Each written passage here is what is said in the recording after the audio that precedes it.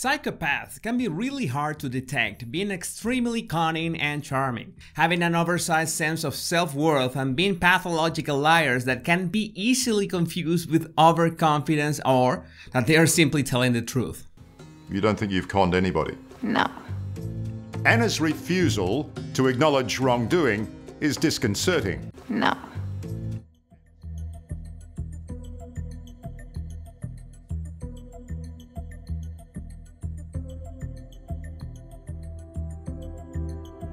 But traits such as lacking any kind of empathy can be useful to unmask them if you know where to look. And a great example is the interview that 60 Minutes Australia did to Anna Sorokin. Anna was a con artist in New York who was found guilty in 2019 of theft of services and grand larceny, having scammed more than $200,000 from banks and luxury hotels. She went by the name Anna Delvey, fooling everyone into thinking that she was a billionaire heiress, maintaining the scam for several years and live a luxury lifestyle. What I found in this interview is that she displays 3 typical traits of psychopaths that you can learn to spot and upgrade your human reading skills. Welcome back, my body language buddies. My name is Jesus Enrique Rosas. I'm the body language guy, and it would be great if you join us by just liking this video, subscribing, and hitting that bell. Let's get down to it. The first signal that you are going to spot is that they never display any kind of hesitation. Psychopaths are ultimately cunning and devoid of any kind of empathy towards other human beings. Normal people always have this sort of interaction anxiety. We are aware that our actions are going to have reactions in those around us. That's why we sometimes hesitate or are nervous or maybe stutter a bit or look to the side, something. Normal human beings have this sort of noise in our communication. But once psychopaths know what they want and how to get it, there is no hesitation. There will be no nervousness because there is absolutely nothing inside them to care about the opinion of others. In fact, that's exactly what she says at one point of the interview. I don't care what you think of me. I don't need your approval. I don't need to impress you. I don't care what you think of me. I don't need your approval, I don't need to impress you. Yeah, that's it.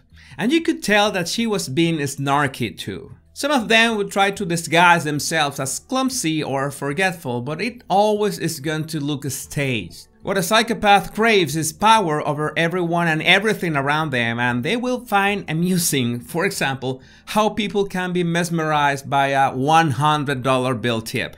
Well, if someone is impressed by a $100 bill, I don't know what to tell them.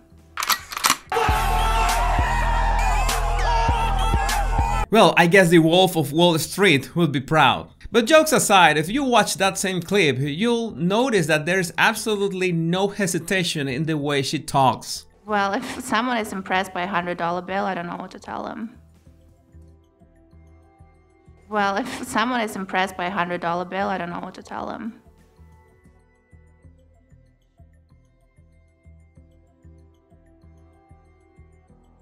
The only way I could spot that subtle eyebrow raise is because I had a high definition video that I could watch in slow motion quite a few times until I got it. But precisely, you are not looking for facial expressions, but the lack of them. And you might say that there are cultures like the Russians who in general terms don't have many facial expressions, or you don't have many facial expressions, you know you're not a psychopath, right? But even so, Russians or people with few facial expressions are going to express hesitation in other ways. The way they talk, the way they move, some slip of the tongue, etc. If a person doesn't show hesitation at all, that's what you are looking for. But there are some facial emotions that you can spot, and in this case the most important thing is to confirm that they contradict their own words. Watch the next clip closely. Do you feel bad about some of the people that got burnt along the way? Can you name me the names of the people? And I'll tell you if I feel bad about them.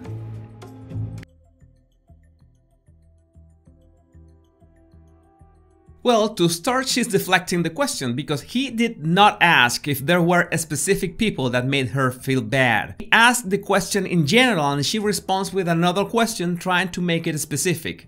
That's deflecting. But her face reveals her true emotions in a split second and tells us that her feelings towards those she scammed are nothing but contempt. And this is the kind of mistakes that psychopaths make. They enjoy themselves trying to outsmart people. She could have said, "For some of them, yes, I feel bad," but instead she tried to outwit the interviewer. In doing so, she inadvertently let her face talk first. These are the mistakes that enable the second skill that you need to uncover psychopaths. They enjoy themselves being pathological liars. But a psychopath will enjoy the most trying to fool who they consider a smart person or a hard target. And this is a personal strategy that I've used in interrogations.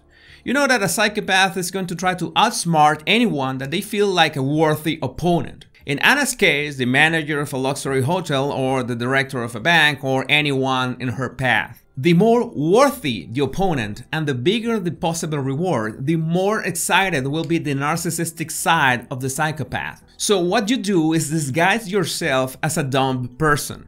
You play dumb. Playing dumb is like a cloak that instills boredom in the psychopath. I have no patience for people's stupidity.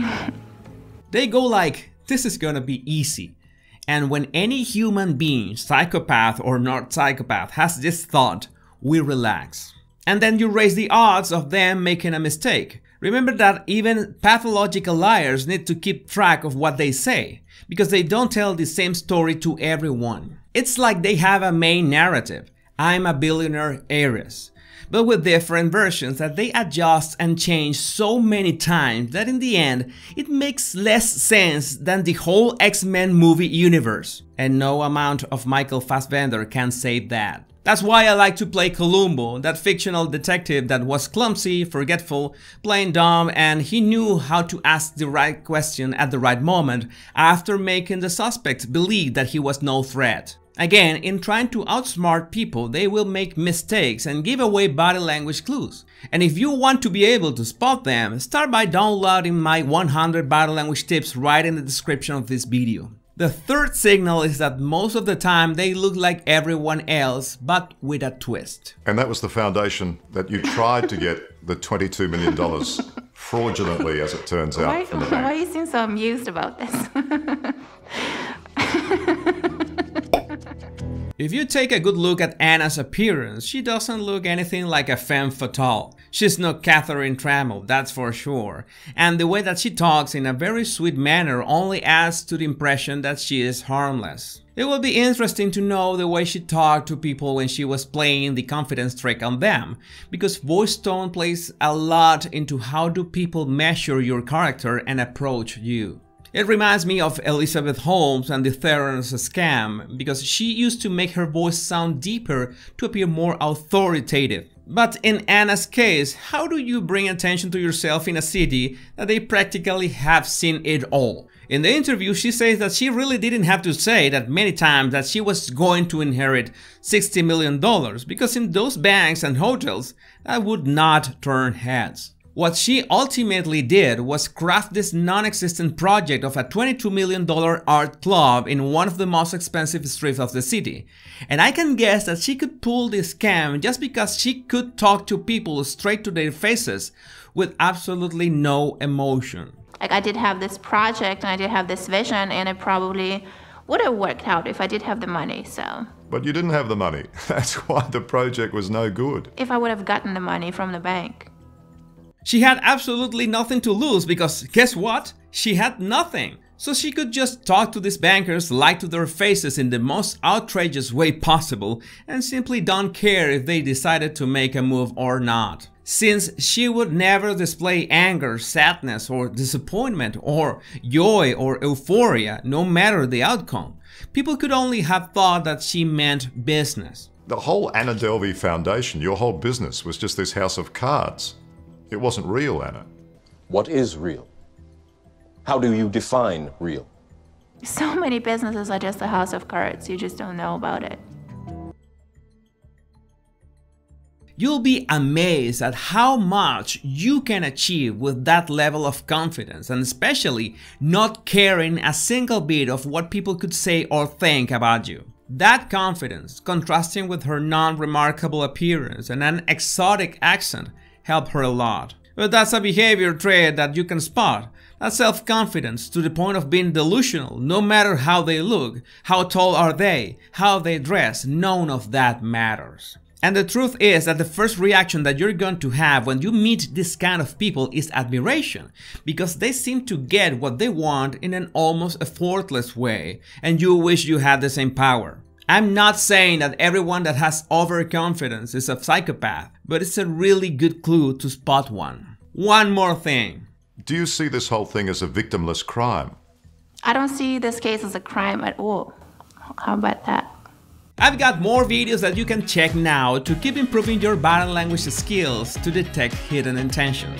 And don't forget to like, subscribe, and hit that bell if you don't want to miss any of my body language analysis and tips. Take care, my body language buddies.